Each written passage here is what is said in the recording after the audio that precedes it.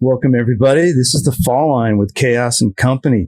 And I want to reach out to our friends out there who are supporting the podcast, and that is Blizzard Technica. They've been with us now for 3 years here on the podcast and our main friends and sponsors, and thank them a lot. And if you're out there looking for some gear, please help out and support them if they support us. And also Nick's Boot Fitting. Nick over at Mount Snow is getting everybody's boots dialed in. I know they're ramping up there. I saw something. I think they might be heading out west for their Technica thing. I'm not sure, though, Angela. We'll have to find that out. And then also Rollerblade. And Angela and I will see Miles this weekend.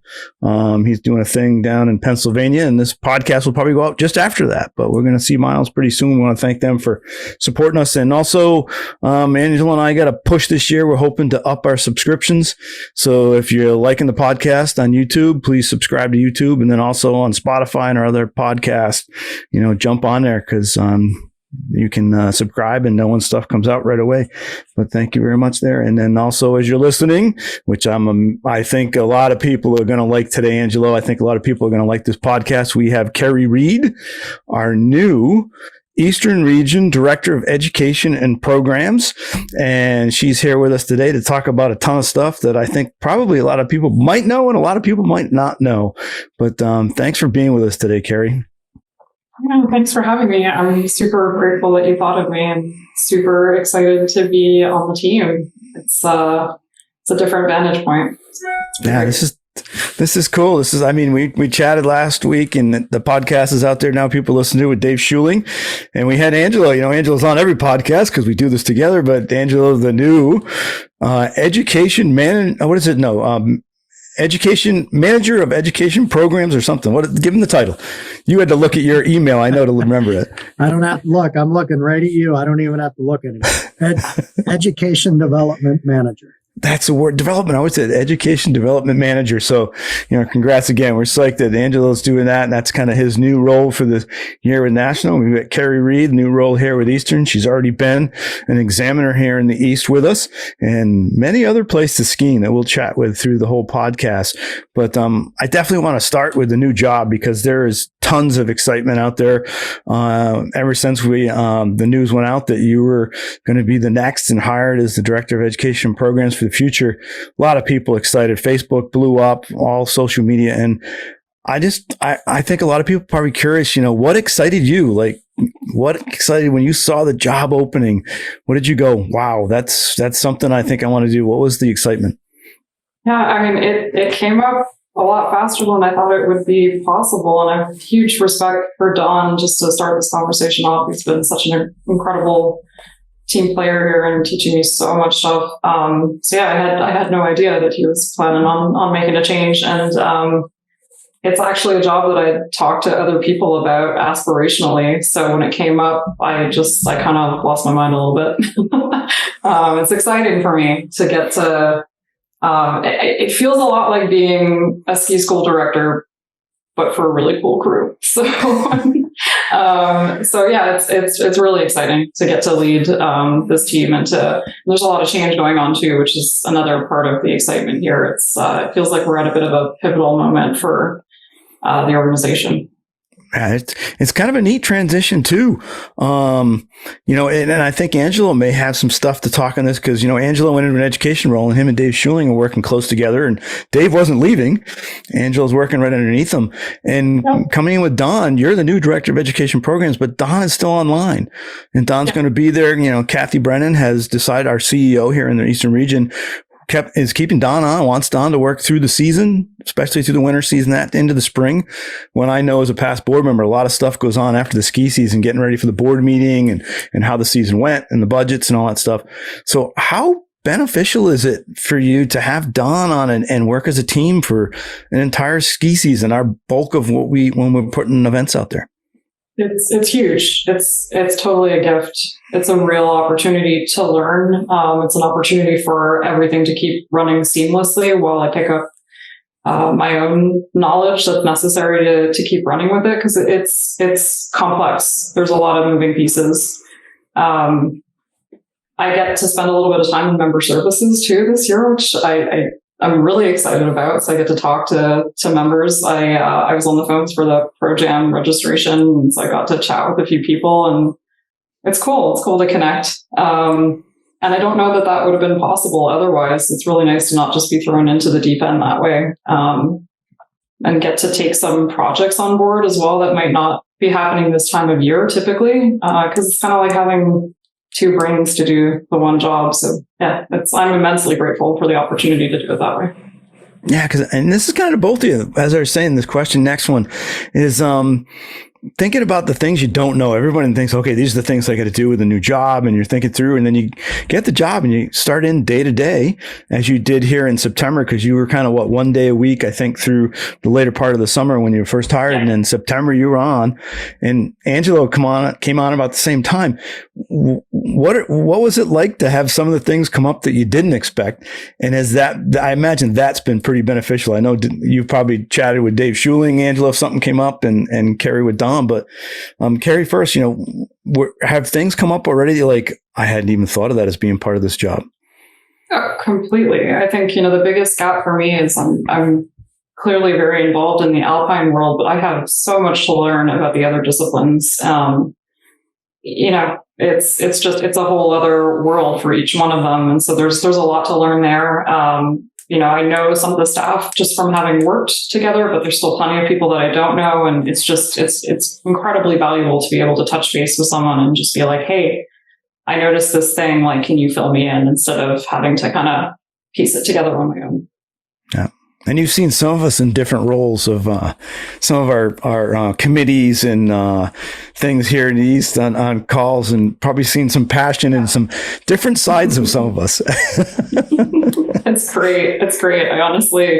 I've had several individual conversations as well, kind of filling in the blanks after these committee meetings that I'm getting a feel for. And it's awesome to get to see everyone's different opinions and watch it all come together. And, what's the point of a committee if we don't have different opinions? There would be no point. So it's a cool thing to watch come to life.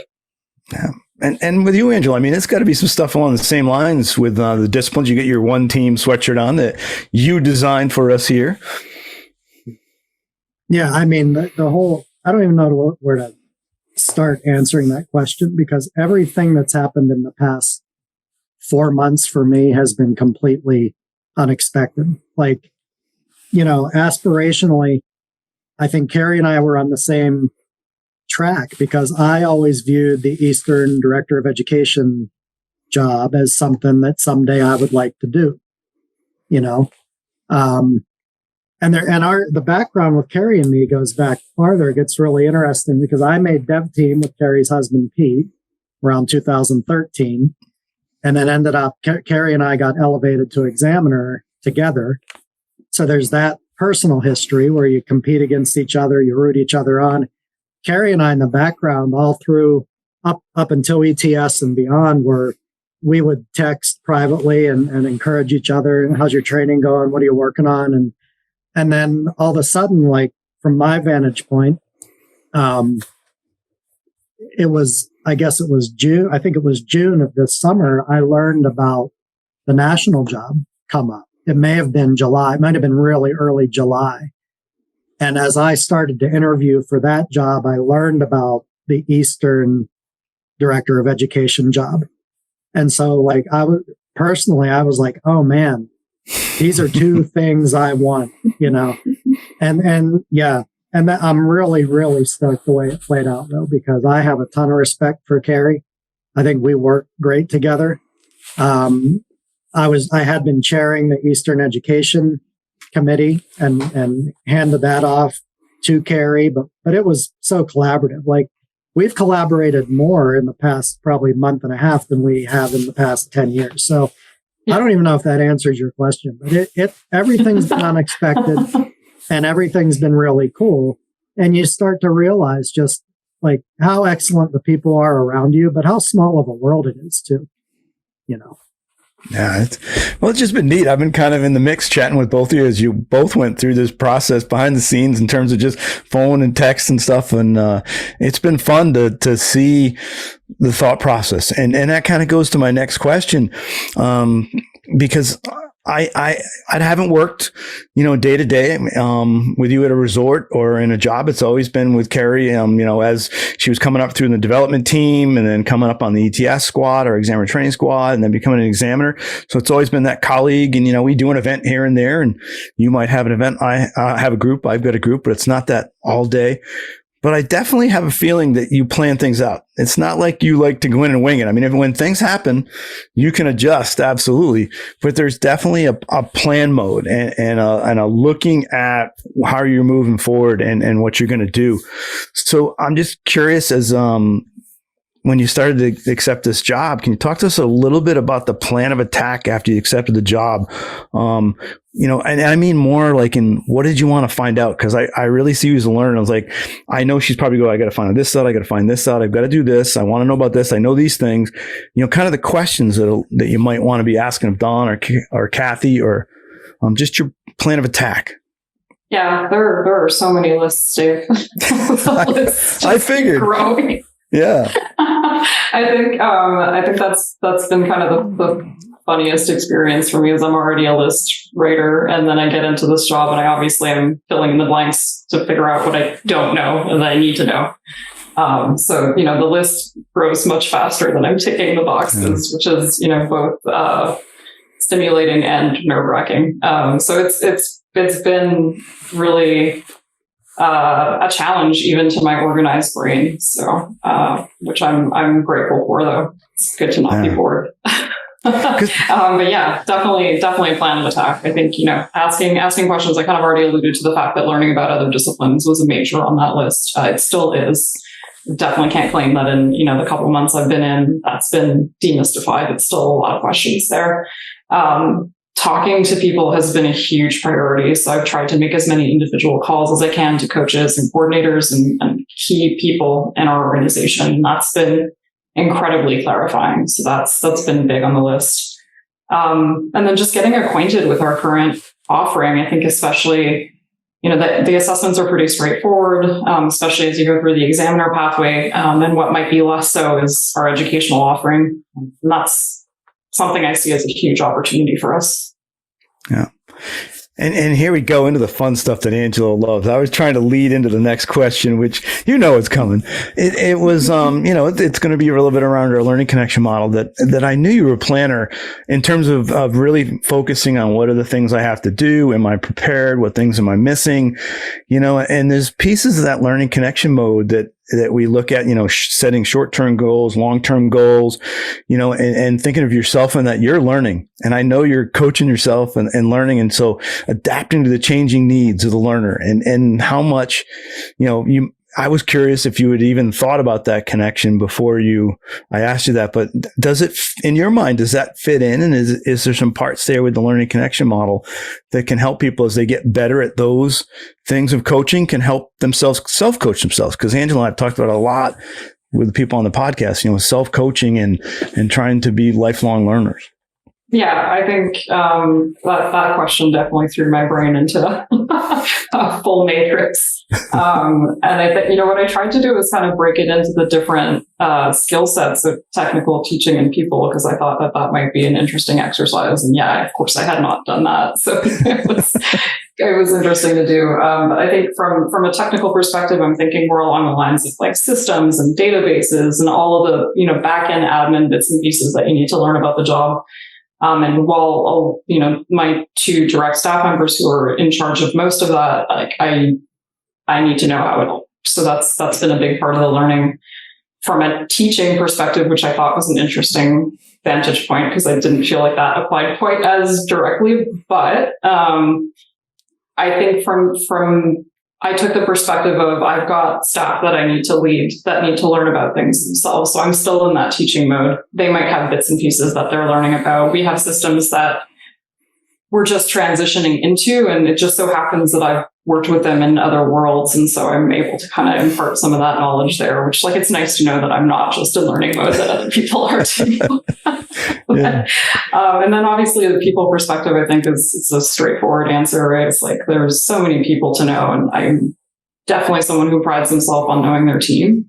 So getting the chance to get to know people. And like I said, some of those individual calls, it really really hits that home. And I'm so looking forward to training in Pro Jam and all those big events where we get to all be in person. Mr. Angelo, man, I learn from you every day we chat. So absolutely, you got to chime in on this one. Well, yeah, I think the learning connection is directly applicable to the question, because exactly for the reasons Keri said. And, there are the technical bits of the job, which I think are probably, they're sort of a low hanging fruit, but they're so vital, to Keri's point, I had to learn on the national level where our shared drive is and how to log into a shared drive that people in Colorado and California are also using. There's that piece of it. And obviously we teach, we're an educational organization at all levels. But with the people skills thing, and this is probably just a function of getting older. And I had a career. I had a professional career over 2 years that I retired from, early retirement, but that's essentially a career.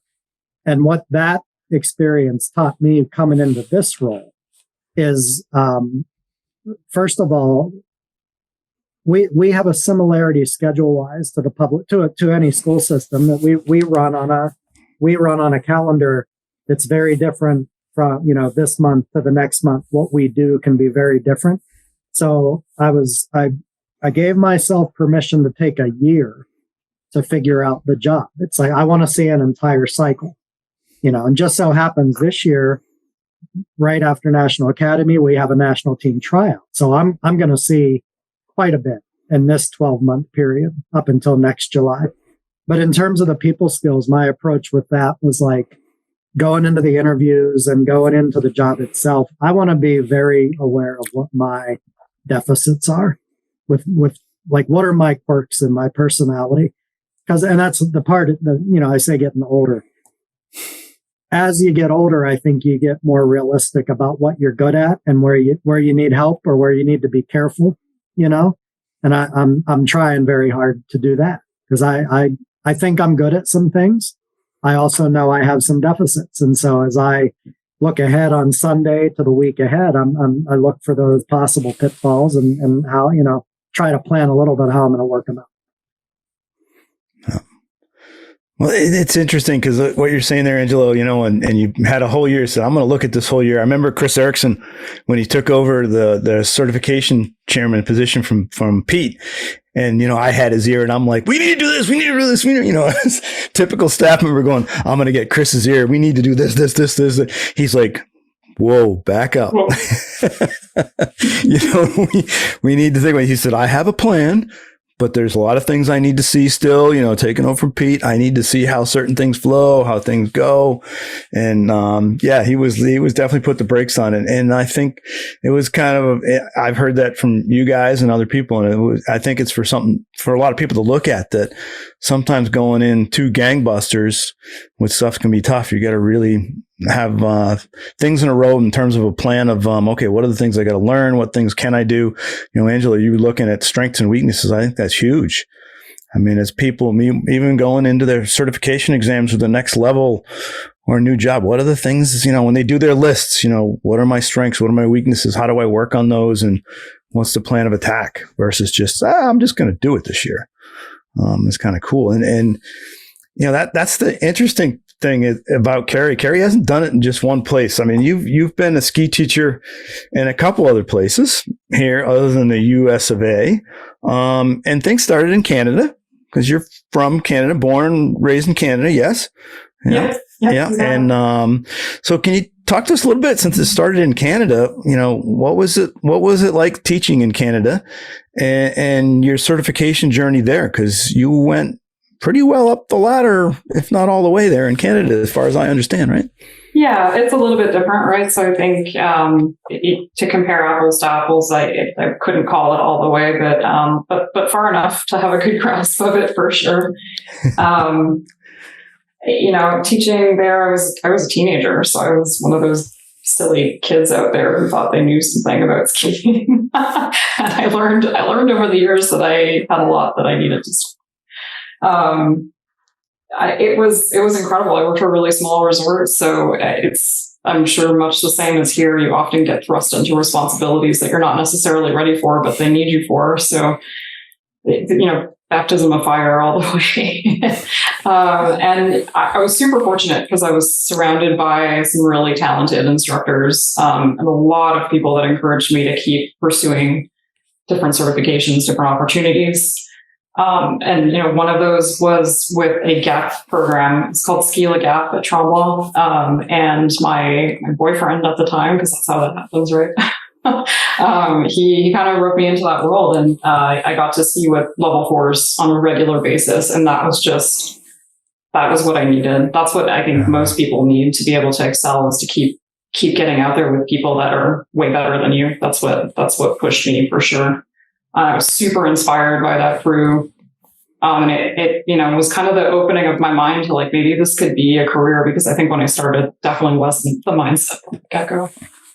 Well, that's cool. And it went beyond that. It went to Japan, which I've dreamed of. I mean, I don't know if people know. I know a lot of people in the ski world know Japan has a lot of powder.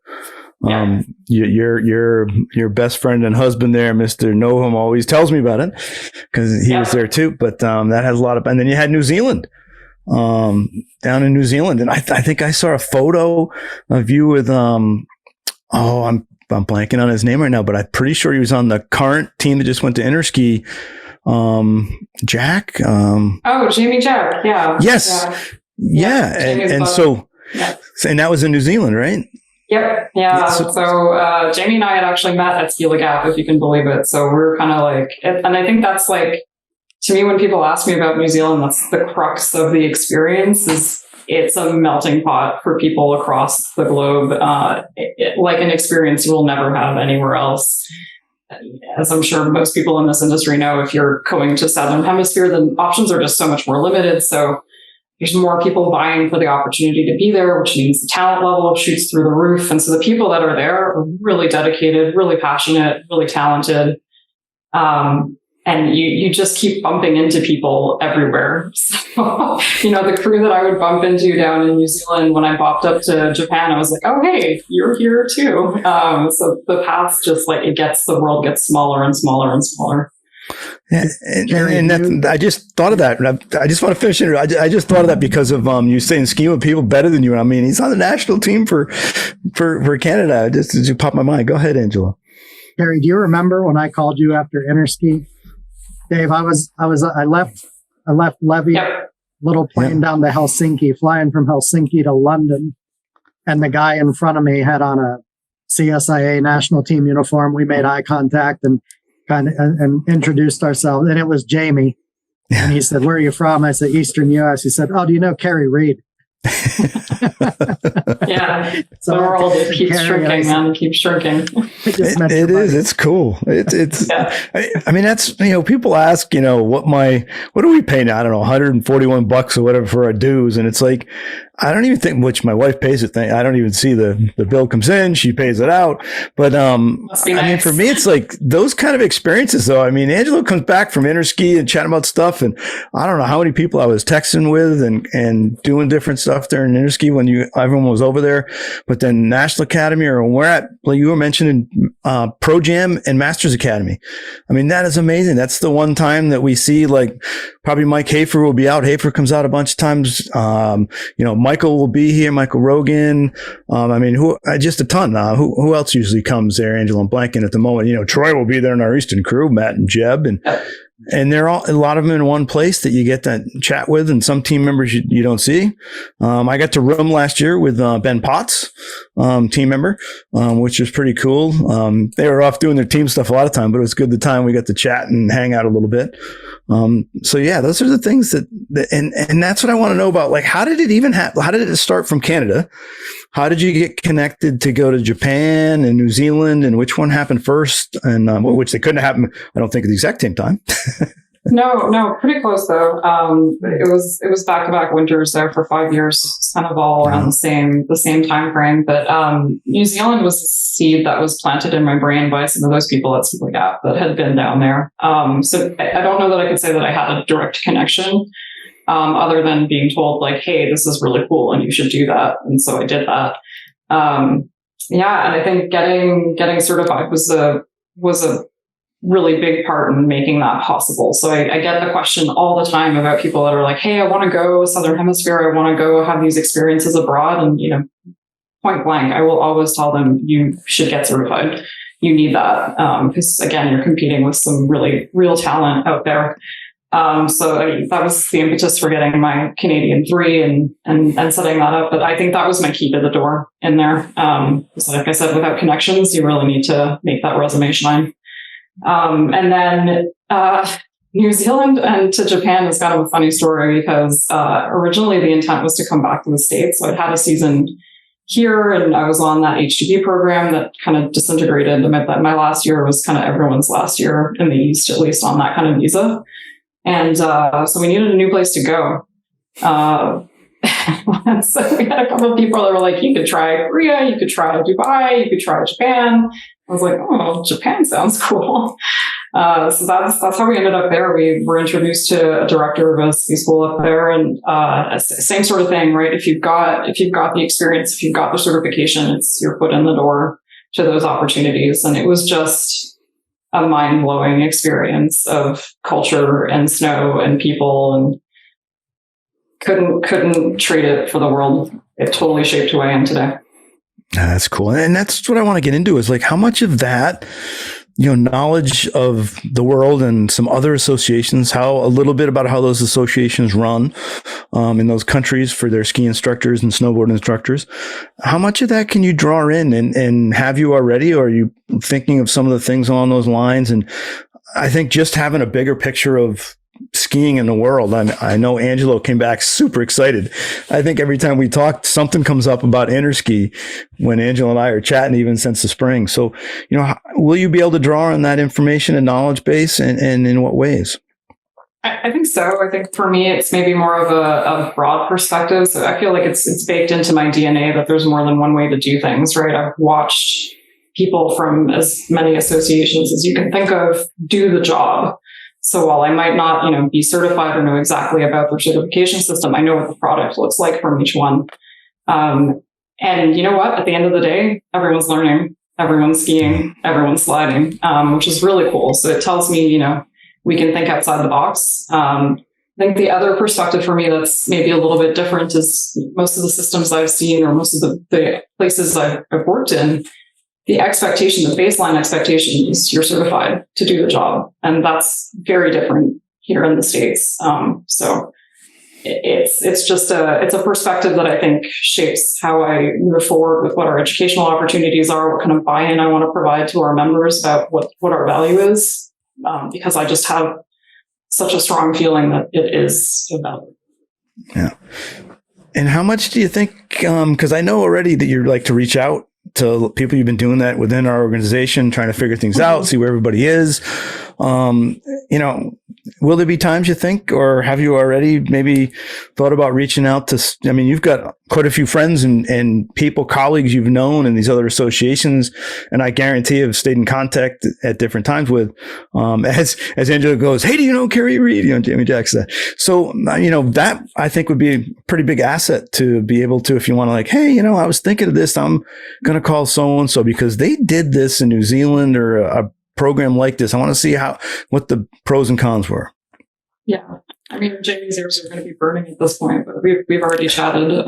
It's public knowledge at this point, but CSIA and a group of people are kind of opening up it's not CSIA that's opening up a different opportunity, clearly, but different people from that organization are looking to create something new. Which is incredibly exciting to watch because that, how often does that happen? It's the first time I've seen it in my career. So I've definitely been calling whoever will let me pick their brains about what's going on. And I think that's certainly informing just my overall picture of what's possible. But I think to be able to draw on those people is huge. I think the biggest thing in my approach to this job is that I don't hold all the answers. I can't hold all the answers. I don't want to, because we're so much stronger if we're drawing on each other's strengths. And so if I can pull that in from other associations as well. Like what a gift. Yeah. Yeah.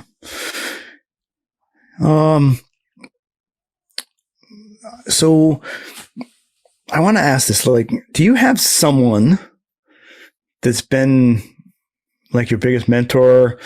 Is there someone even you still continue to, because it's interesting because you've mentioned, and as at different times in different situations, that the encouragement that you received and that you think that was so huge, which I think we all need that. And that's some of the stuff with our diversity stuff that it's come out in some of the reports and studies, especially on the women's side, that their encouragement and the reaching out and trying to elevate those people to try new things or to consider themselves for certain jobs. Can you speak a little bit about, like, has it been a bunch of different like mentors? Is there one you kind of really have and that's kept for a long time? And then just the encouragement piece that's meant so much to you. It's a ton of different people, and I'm going to be very careful about naming names here because it's so big that I would forget someone, and I don't want to do that. I'm looking at some of them right now. I think the invitation in is so important. I know that, especially from a female perspective, it's hard, I think, to see the value in what you have to bring to the table, especially in a male-dominated industry. And to have someone tell you, hey, you've got it. Like, let's go do this. It's incredibly important. I think what I can say specifically to the Eastern Ed staff is, having seen things abroad and elsewhere, I have never seen a staff so welcoming to new people.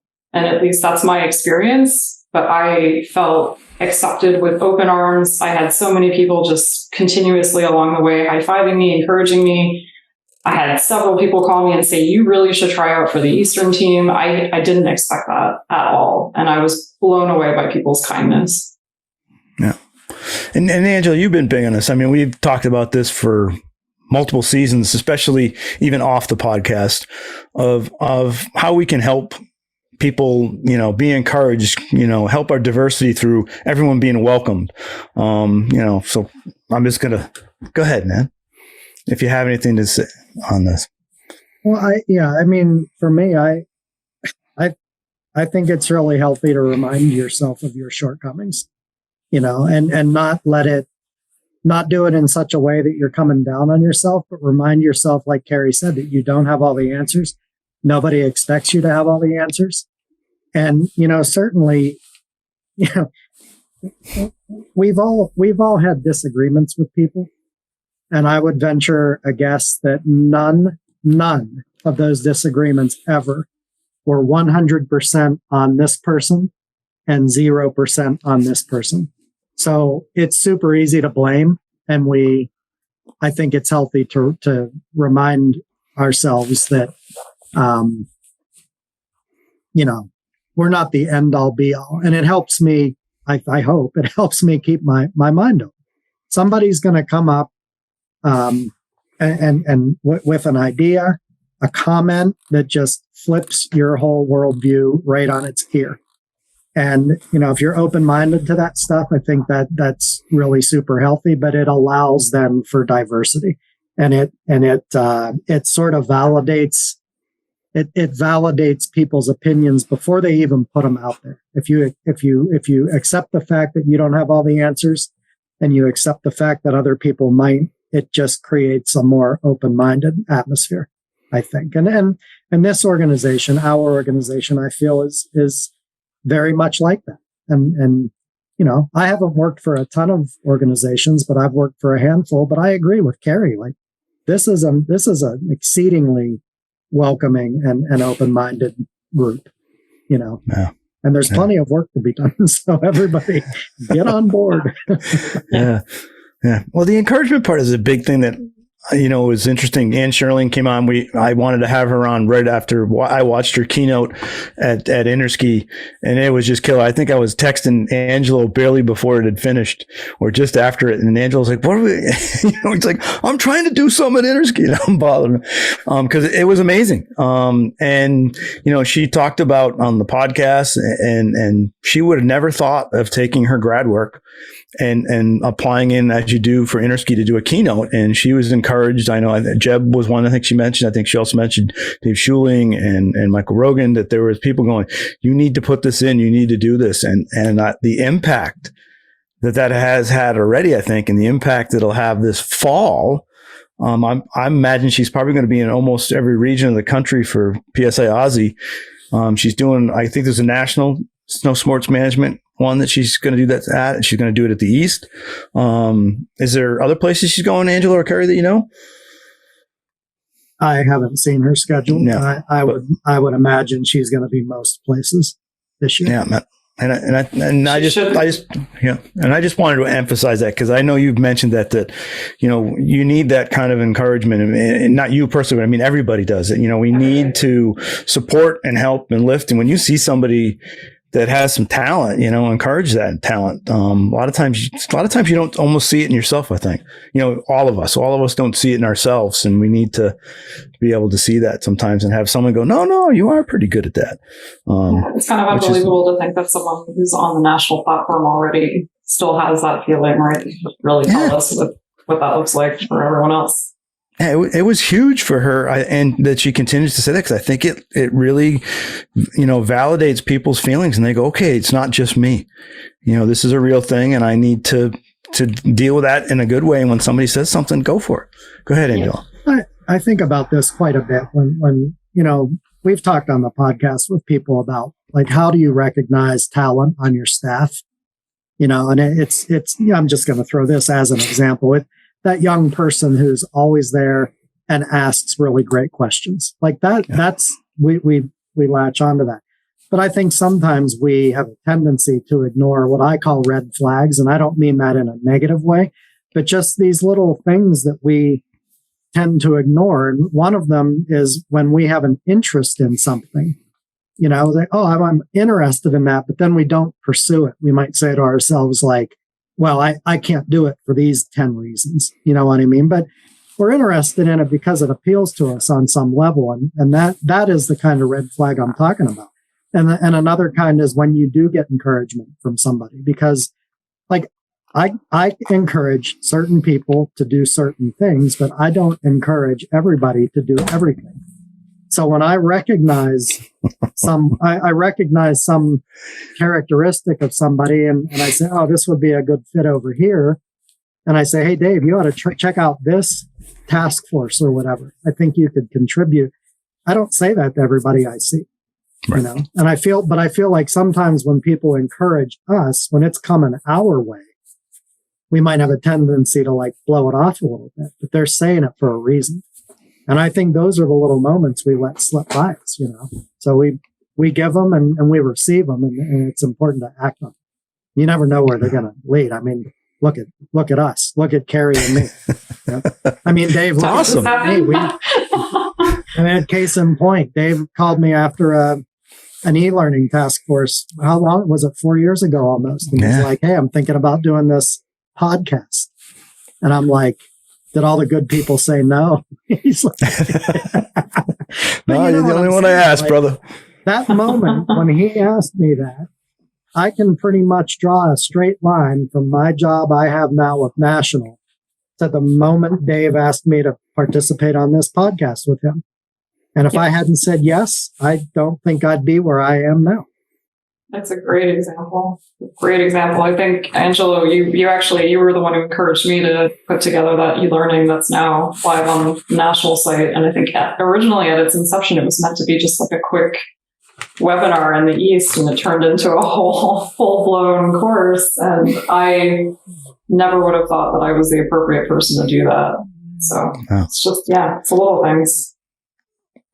And seeing where you are now, if I didn't ask this question with a first timer on the podcast, Lil Pearson, up near the Balsams, now teaching at Bretton Woods, but used to teach the Balsams, and I've known Lil for quite a while. She wants to know, like a lot of our listeners, I mean, this is the one question that people go, I love that question, is when was your first experience on snow? How old were you? What was it? Was it in a school program? Was it with your family, rec department?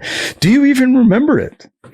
That's a really good question. It's funny because I've gotten it a few times now, and I am very fortunate to say that I don't remember because that's how long it's been. So I definitely learned with my family. My parents were skiers, my grandparents were skiers, and its first experiences were definitely like backyard on a dead end road, real little. But I have two younger brothers, and we definitely had to wait until everyone was ready to get on real slopes. So it was a lot of like backwoods cross country skiing and sliding around on whatever gear we had around. So definitely a scrappy beginning. That's cool. Yeah. Well, I don't remember mine either. They tell me about mine, but it's so funny. All the different places that people started, like a lot of the national team members and where they started, and Hafer starting. My God, Hafer was he? I'm going to kind of push it. He was almost 30 now. He was younger than that, but I mean, Hafer, he talks about that starting late, and it's like, my God, what an athlete. But it's cool to, really. Yeah. And Michael just going up with his brother and friends and stuff to learn how to ski. And well, I think Robin Barnes, what did she go with a junior high or some school group or something? It's kind of funny to hear all the different stories, because a lot of people think, oh my God, they must have learned before every single person before they were even born, especially to get to the national team. And then hearing how many come from small little mountains. Yeah. So, and a really cool thing that I enjoy, I love to watch skiing. I think probably all three of us do. We definitely enjoy doing it, but we definitely love watching good skiing, and absolutely 1,000% true right now. When I see you skiing, it definitely makes me smile, man. You can bend a pair of skis and rip. And if a lot of our membership probably haven't seen you ski, because you haven't skied with everybody, but those that have know what I'm talking about. And you definitely enjoy coming down the hill. I can't remember. I think it was a training. It was one of our fall trainings or staff trainings. You were coming down on Cascade at Killington. And I don't know if you remember this, but you came ripping down and just skied up. I can't remember exactly what I said, but I was definitely smiling and said something with probably a couple F-bombs that, like, man, that was unbelievable. That was super good, because I knew what I was going to do I knew in my mind what I wanted to do when I went back up there. But I mean, and the coolest thing though is like watching other people's faces when they see you come down and rip. And that's cool to see, because when you can do that, there's people in, our national team members can do that. Not everybody can make people smile when they ski. And so, I mean, how much, tell us a little bit about just skiing, like for you, and how much fun it is to come down and just rip, because you're enjoying it. I know the smile when you finish. Yeah. Well, first of all, thanks. I'm just like dying over here right now. Skiing, I'm going to my parents will be laughing if ever they listen to this, but I didn't love it as a kid. So it was always about the people. And I think when I got really comfortable and kind of stopped taking things so seriously, that's when it turns on, right? It's like, pick the fun line, not the line that's going to make you look best. And it's where the learning happens, for one. And it's also, I don't know, when you get the yeehaw to the ski, that's what makes people smile. Yeah, because and I know it's been out there. Everyone wants to see someone like them, someone that looks like me. So women want to see women ski, and I know I ski with a group of almost all women at Pro Jam. Great crew down from Liberty and all over, some other places too. And I watched not just the guys, man. I remember when I was coming up through the ranks, and I could, Murmur Blakesley she was a national team member at the time when I first came into dev team, and my God, can she rip? And then, Lisa Siegel, was another one. She's amazing on a pair of skis. We watch our coach, Sue Kramer, can absolutely smoke a hill. And, we know about the women on our national team just ripping it up. And if they haven't seen that, they need to, and so will we see Keri at a few events out of the office to come ski with the crew? Yeah, definitely. No doubt. There's only so much office a person can take. So yeah, definitely planning on getting out there. I know that, we've got a lot of member school days too, which is really awesome that we have that many schools that are involved. And I think those are I think what I'm going to be looking at, just to be able to connect with schools on that level. And it's an opportunity, I think. But also, I think having that visual, someone who is like you, is so important, especially in a place where we do not have great representation. Excuse me. And that's not just, for women, but for the whole of diversity. We've got some work to do there. And having those examples and making them shine, it's incredibly important to give those people a voice and a platform to show what's possible. Yeah, because you've spoken to me a little bit, just when we've been kind of chatting about, wasn't anything official, and you're not on a big drive of like, hey, I just need to get more women, and you spoke with me thinking about, I need to get everybody in. I want way more women. I want way more young people. You listed off, different things and like everything, and I think that kind of ties back to welcoming everybody. It's not about one group or whatever. I mean, it'd be great to have a ton more white guys come in too, but not just white guys. We need, it's being welcoming to everybody. And I thought it was just really neat.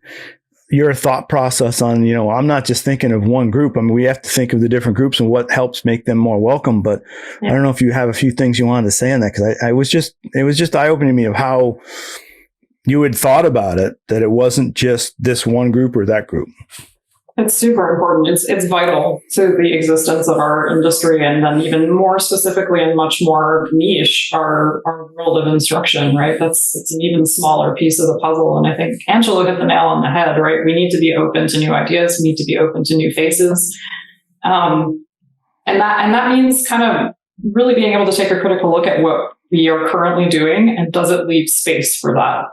Is there space for new voices? Is there space for new ideas? And I think when you get really good at what you do, you start to get more and more entrenched. And so, I think even the opportunity to have new, right? So Kathy Brennan is really new to her role as CEO. I'm clearly very brand new to this role. These are opportunities for that door to be wide open right now. And so if you're out there, you've got ideas and you want to help me create visibility, please give me a call. I would love to talk more about it. It's another one of those pieces where I can't have the answers, because I don't represent everybody. Can't represent every culture. I can't represent every gender that people identify by. It's really important to let those voices in. Yeah. And probably the coolest thing that's been happening is that you and Peter went from family of 2 to a family of 3, now to a family of 4. And I remember chatting with you real quickly, when the Eastern team tryout was finishing, because I hadn't seen you in a while, and you were still a family of 3 carrying the 4th. And I asked her, "Are you ready?" She said, "You're like, oh yeah, I'm ready to." I felt like a family of 5 at that point, just so you know. But you were like, "Yeah, I'm kind of, we're getting ready to go. Okay, we've got to figure out family of 4. We had just kind of figured the family of 3. Now it's 4. How's that going in the new job? And I bet a ton of people would like to know, because it's got to be a juggling act. It's got to be figuring it out as you go. And poor old Peter's got a good thing. He's good at the cooking. I would not be good at that, but he's good at all of us, frankly. Yeah, I'm not bad in the kitchen, but I so appreciate that part of him. I won't lie, man. The shift is completely wild. If you think you know what life with kids is going to be like, turns out you don't. You have no idea until it happens. I think for me the biggest shift has been starting to think about. So I feel strongly that my progress in my career has been down to just saying yes. You say yes to everything. Somebody gives you an opportunity, you don't turn it down. I have to start to think a lot more critically about what I'm saying yes to now. So it's not a no, it's a yes, and I'm going to be able to do it if these are the conditions, or it's a yes, and I may be only able to carry this piece of it, and we need to bring in other people to carry it too. So that wide open yes is narrowed a little bit, but it's a yes nonetheless. We're just prioritizing super differently. It's incredibly cool that our, Peter and my careers get to evolve at the same time, and for us to kind of think about how we're supporting each other instead of stepping on each other's toes along the way. And, where are you specializing? Where am I specializing? Like, what do we bring to this organization as individuals is part of how we're looking at this plan as well. Yeah. And this is a question just for you physically, because I hadn't really, being a dumb old white guy, the thing was, it's not like just, hey, she has a baby, slaps the skis back on and back on the hill. Mm-hmm. How has the physical part been? It's curiosity now, because it's like you must have to think about it. Did you notice it as much as some other women have said? It took quite a bit to get myself back into where I wanted to be to get on snow. Yeah, it's big. It's way bigger than I think I had even prepared for. I'm so grateful for physical therapy and that I had, healthy lifestyle and habits before it all went down, because it's a job to put yourself back together. Just to be like more specific, your whole core gets completely shifted, and like, what is skiing without a solid core? It's non-existent. So,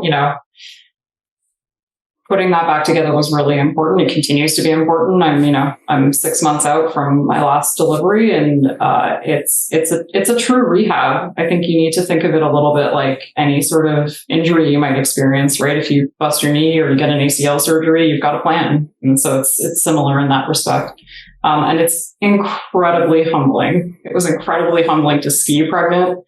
And I think the perspective it gave me is, this is going to sound silly, but like, I totally took for granted just being fit and not having to think about that part.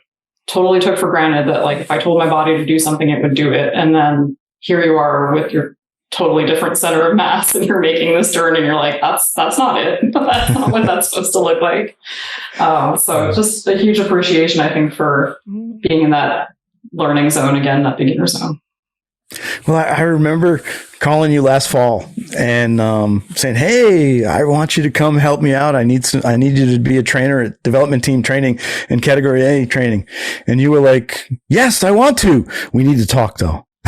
Yep, you need to know what's up, man. And you were like, "Well, I'm not going to want to do the hop turns, and I'm not going to want to do, you had a couple things." And I'm like, "Oh, okay, what's up?" And I'm thinking at first, would you tweak the knee? And you're like, "No, I'm pregnant."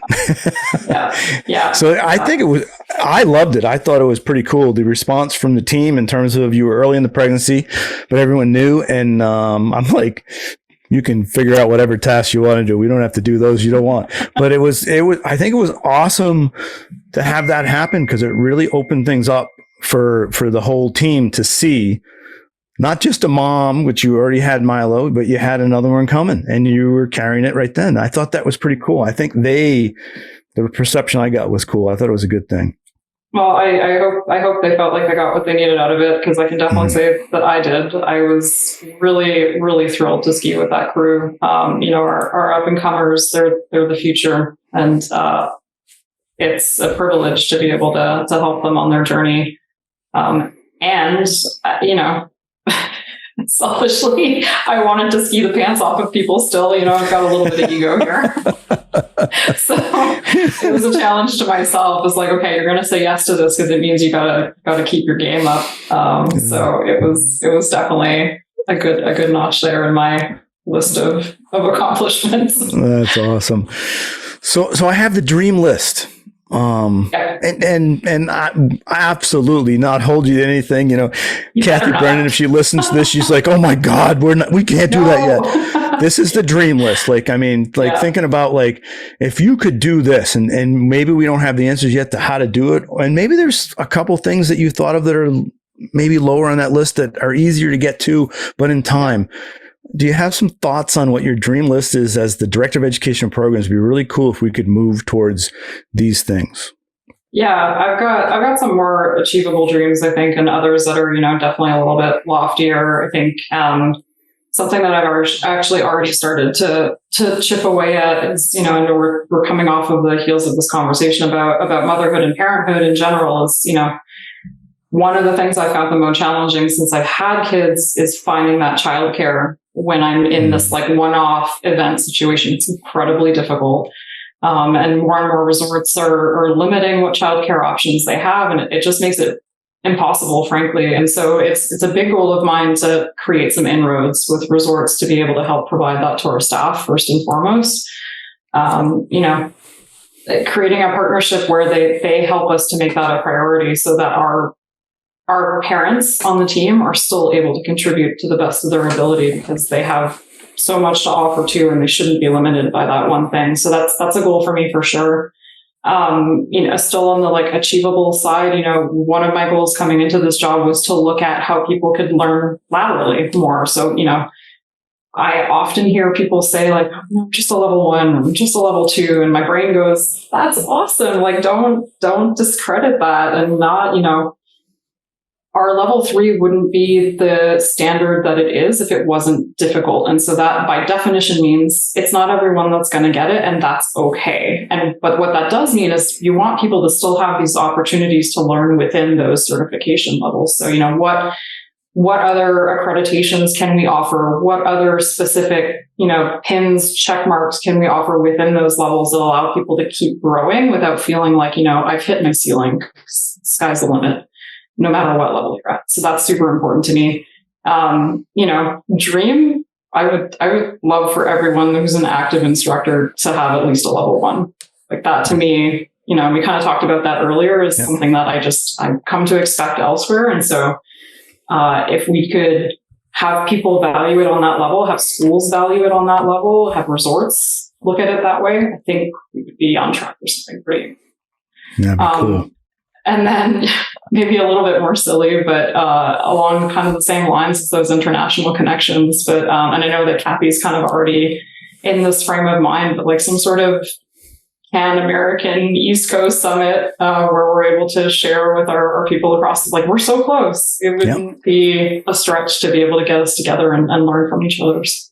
Yeah, that's kind of the part of the list. I could go on, but I'm not gonna. Angela and I were pushing for that one last year, weren't we, Angelo? That's just because we wanted to go to Canada, so we want to be high on that list to go. Right. And that reminded me, I think we need to tell Nick, Blaylock, we need to be on that trip to the West. Just for quality assurance for our sponsorship. Just to check out the booths and stuff. Protect ourselves. Yeah, that would be cool. Get out there and see the new stuff they're working on. Man, I do love seeing that stuff. Well, Keri, this has been awesome, but I do have to ask, what was the best what has been your best day on snow all time? Where and when? And why? That's so hard. Oh my gosh. I have many, but I can share that I had a day out in Japan, and it's anyone who's been out there can tell you, oh yeah, that happens often enough. But I think, besides the fact that the weather was incredibly perfect and the snow was unlike anything you've ever seen before, the food there is so great. So not only did we ski all day in these ridiculous conditions that just kept giving, you would ski a trail and have a fresh track and come back an hour later and it was all fresh again. And you're like, how is this possible? It was like the dream scenario. But we also had amazing food, and Japan's also a place where après ski is a totally different deal. So, we went and sang karaoke because that's what you do.